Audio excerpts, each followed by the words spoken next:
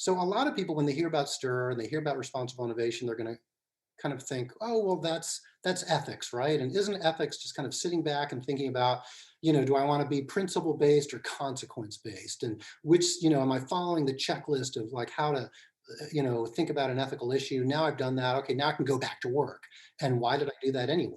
Right? So that's sort of a classic example of slow thinking that's divorced from practice. You're tapping into your fast thinking often, okay?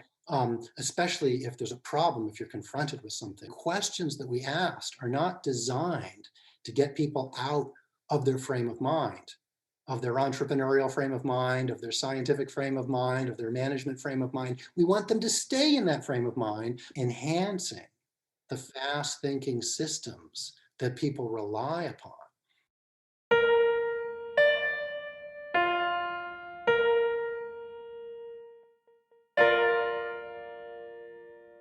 When I was learning about STIR, a book came to mind and I wanted to ask you about it. So the book is called Thinking Fast and Slow by Daniel Kahneman.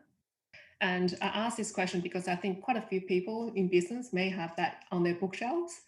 Um, and for those who haven't read it, so Daniel talks about how our brain has two systems. One's fast information processing and decision making.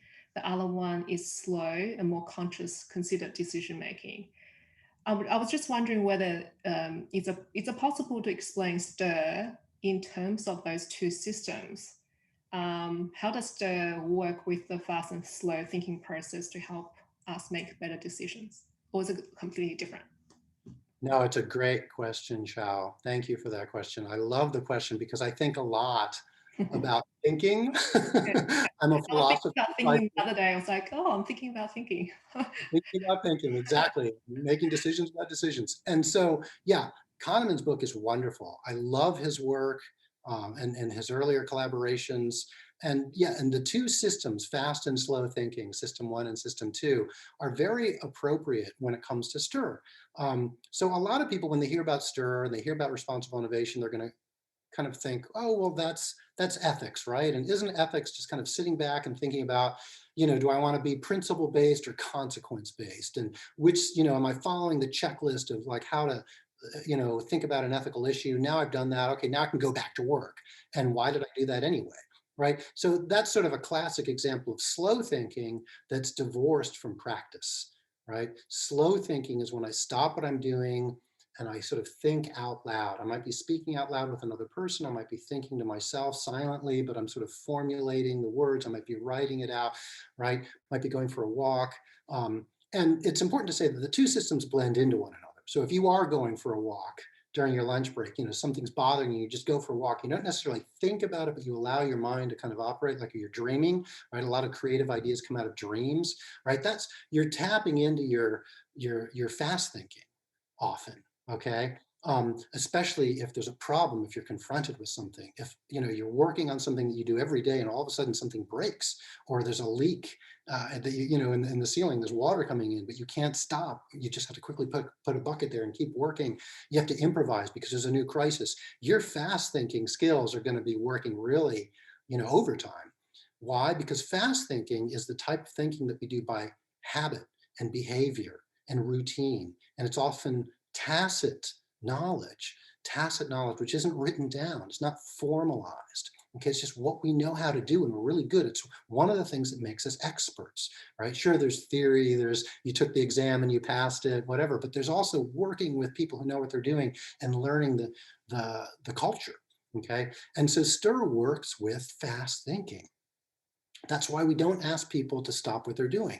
It's not an interview where we say, okay, when you're done working, come into your office and let's sit back, have a coffee, and let me ask you 10 questions. You can give me, that's an interview. That's not what STIR does, okay? STIR will use interviews at the beginning and the end to sort of get a better sense of what's going on. But the STIR process really says, okay, you're working on this thing right now. What are you doing next? Why are you doing that, right? How would you do it differently? Right? What other things do you need to think about in making the decision? How do you envision the results? How would other people envision those results? What'll happen if you do this instead of do that? Right? And so this allows people to stay in their fast thinking mode, which is what they're doing on a daily basis, right? When we talk about strategy, strategies come out of slow thinking, but daily practices are fast thinking. So we want to take the results of slow thinking and integrate it into fast thinking. How do you do that? Right? I believe that it's insufficient to sit people down in a room and have them stare at a PowerPoint screen and get words and then expect them to go back to work. And suddenly that's going to translate into what they're doing with their hands and what they're doing when they're doing fast thinking, right? To get something into your fast thinking system, it takes certain conditions. And Kahneman talks about these conditions. And STIR, I believe, matches these conditions. Part of the reason is because we do it on a routine basis. We embed it into the culture, we embed it into the work practices, and the questions that we asked are not designed to get people out of their frame of mind, of their entrepreneurial frame of mind, of their scientific frame of mind, of their management frame of mind. We want them to stay in that frame of mind, but we want them to think about these questions that they normally don't think about. So it's very much a way of perturbing and opening up and enhancing the fast thinking systems that people rely upon. And so this is part of the reason why we refer to STIR as enhancing and building human capacity, okay? Because it just builds more confidence, more familiarity, and more ability to say, oh, I can, let me get some learning. Let me turn my learning knob up a little bit right now. Let me sense, are there any problems that I'm gonna have to deal with tomorrow? Why don't I think about them today? And to do it in a way that doesn't cost time, it doesn't cost willpower, right? It actually is fun and enjoyable once you get used to the process. So it's a great question.